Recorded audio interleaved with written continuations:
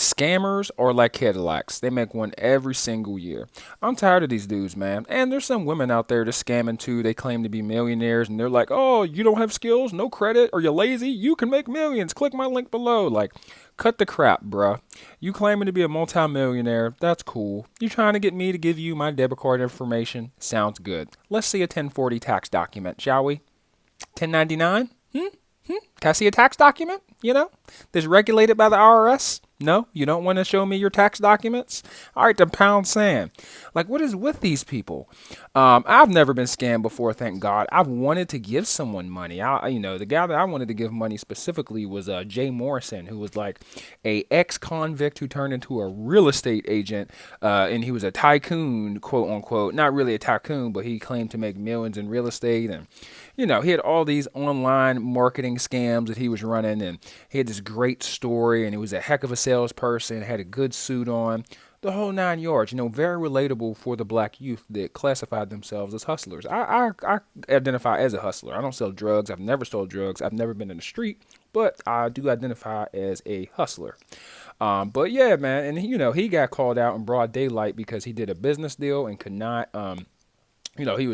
He was writing checks he couldn't cash. When it's time for him to front the paper, he went ghost. On top of many other issues that he was experiencing or that he was not going through, but that he was causing. Like just taking people's money, not giving them their portion of their investment back, having weak explanations, and just not paying his employees, and the list goes on. If you want to research him, you can, but I think we should really force these so-called experts, that are gonna make you millions. We should start forcing these people to show us your tax documents first from your business, and then you ask us, to pay $29.99, $400 every single month for the next 3 years, or whatever the subscription is.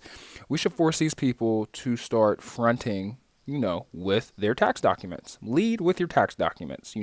Talk last, smoke and mirrors should come at the end. Tax documents first, or GTFO.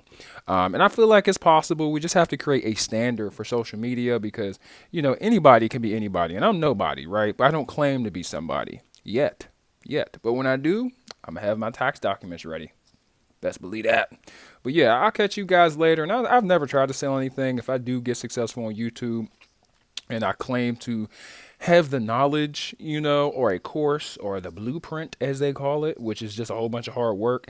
If I ever know the game plan to make a money on YouTube or in anything, to be honest with you, and I ask for money, first thing I'm gonna whip out is my my tax documents, my 1040, my 1099. And I'm actually, becoming real interested in taxes because it could really help you in multiple areas of your life. And you can't cheat the game. The IRS is never going to cap. They might make mistakes from time to time, but they always circle back, and it's the most accurate form of displaying your numbers. To be honest with you. But let me know what you guys think. Hope you guys have a wonderful day. I'm out.